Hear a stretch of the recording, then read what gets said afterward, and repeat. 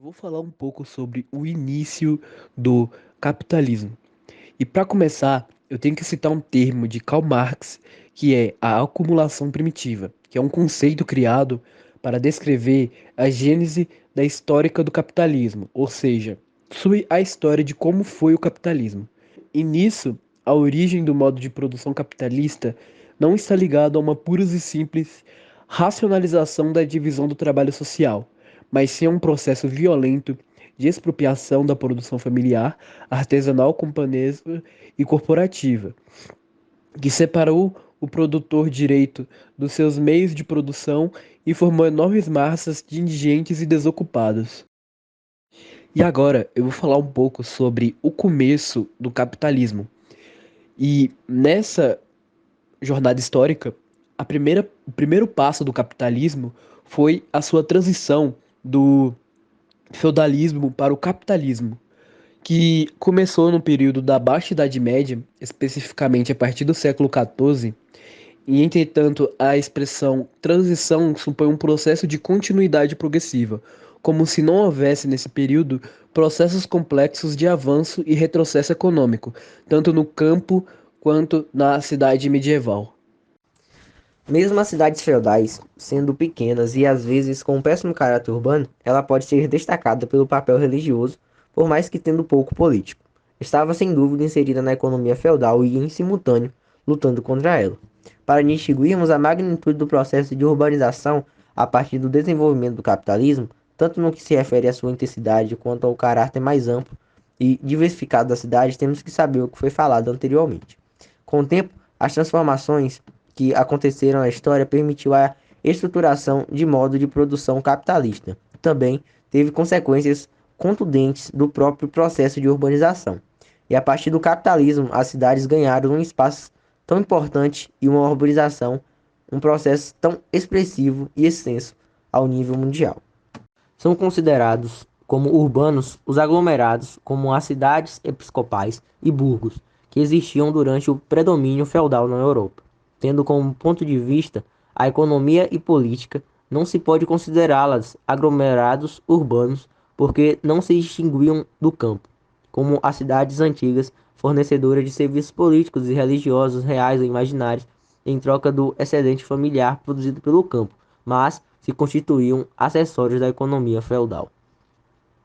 A primeira cidade mercantis resultaram da transformação do caráter destas aglomerações medievais sem função urbana. O processo de absorção da atividade mercantil e sua transformação deu-se paulatinamente nesses aglomerados e decorreu do fato de que, mesmo durante o período de predomínio do modo de produção feudal, os mercadores, portanto, o comércio, subsistiram, ainda que eventuais e restritos, já que o feudo necessitava de muito pouco produto. Além disto, no decorrer do século X e XI, houve a reabertura dos postos europeus, antes sob controle árabe. Essa transformação, contraditoriamente, foi possível graças ao caráter protetor destas aglomerações, caráter do qual nem mesmo os mercadores, apesar da natureza de sua atividade, podiam prescindir naquela organização econômica, política e social. Em outras palavras, o caráter itinerante dos mercadores e os riscos que estavam expostos numa época em que a ausência de um poder político central apenas dava garantias de proteção, infraestrutura e exigiam um abrigo. A proteção dos comerciantes e as mercadorias deles estavam na muralha.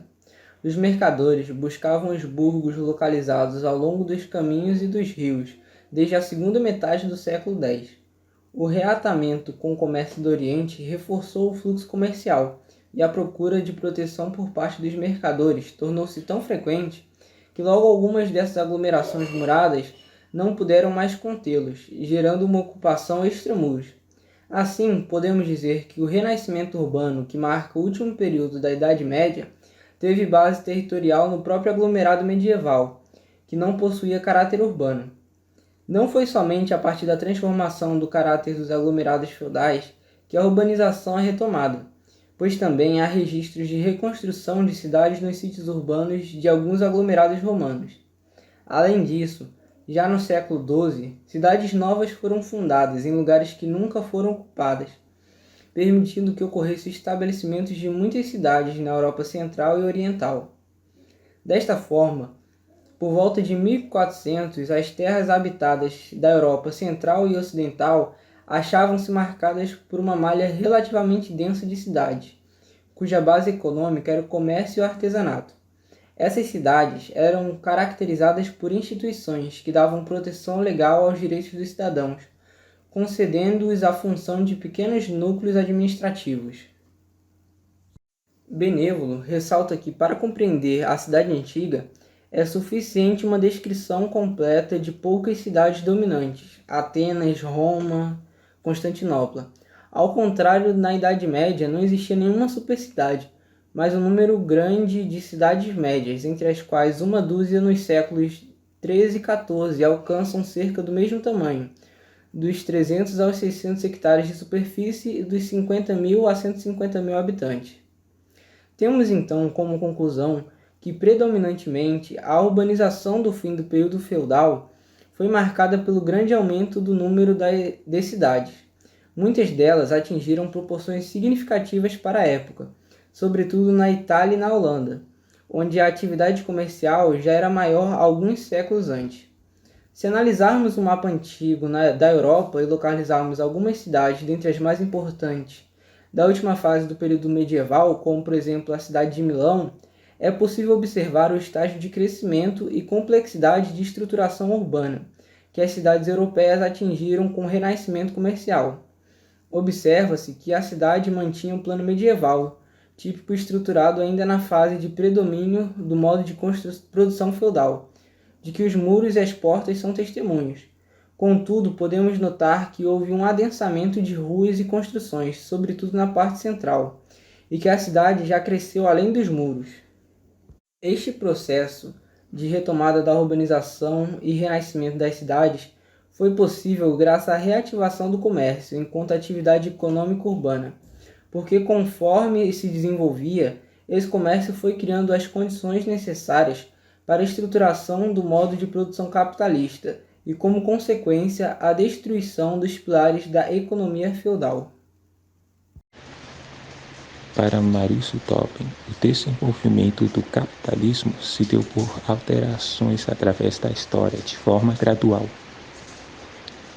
Um exemplo disso foi o fortalecimento da burguesia comercial, que foi de extrema importância para o decaimento do sistema de produção feudal, por possibilitar mudanças na sociedade e na economia das cidades medievais, como a comercialização de excedentes alimentares e pelo surgimento de arrecadadores capitalistas. Assim, com o crescimento de capital acumulativo burguês, várias cidades garantiram sua autonomia e começaram a atrair servos recém-saídos dos feudos. Desta maneira, possibilitando um dos primeiros grandes movimentos de mudança do meio rural para o meio urbano. Como podemos observar, o fortalecimento da burguesia comercial foi um dos principais fatores para a expansão da produção capitalista. Eles eram a classe única de indivíduos em que não estavam vinculados por obrigações e podiam conduzir o comércio em seu próprio interesse, transformar a sociedade da subsistência para a economia, mudando a noção de ganho de capital. A moeda, que tinha apenas a função de facilitar a troca de mercadorias, passou a ser o principal objetivo para a acumulação de valor. Essa moeda também se tornou gradativamente importante em outras esferas. A nova classe mercante forneceu dinheiro importante para alguns reis, que estavam muito a ganhar incentivando seu comércio. Monarcas agora podiam arrecadar dinheiro através de comerciantes e construir exércitos que só eram leais ao rei, em vez de depender de plebeus para a força militar. Até mercenários que eram temidos e tinham pouca lealdade se tornaram fiéis através do dinheiro. Todos esses sistemas levaram à substituição constante do dinheiro no lugar dos feudos.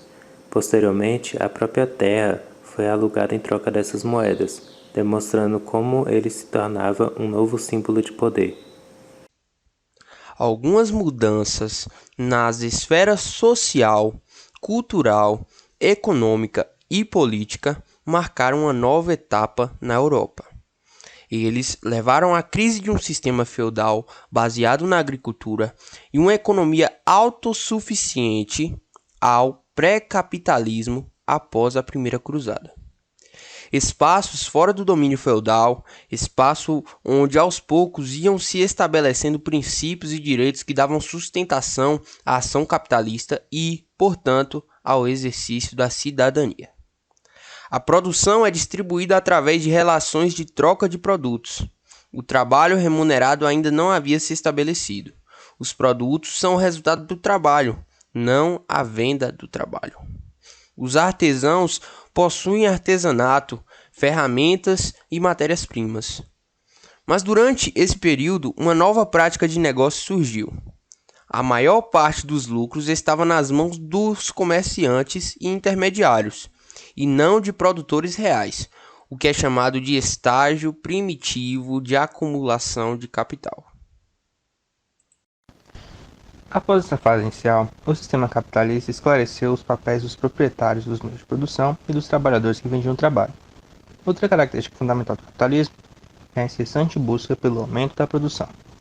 O processo é lento, e ao mesmo tempo em que vai ocorrendo, elas transformam o nível do econômico e do social. As ideias e o ideológico vão também se modernizando. Começa a se organizar o ideário do que marcará a Idade Moderna. O desenvolvimento de um modo de produção, como totalidade, sempre compreende as contradições. Neste momento da história, uma dessas contradições foi a organização corporativista dos artesãos. E a outra, o monopólio sobre o excedente alimentar pela aristocracia feudal.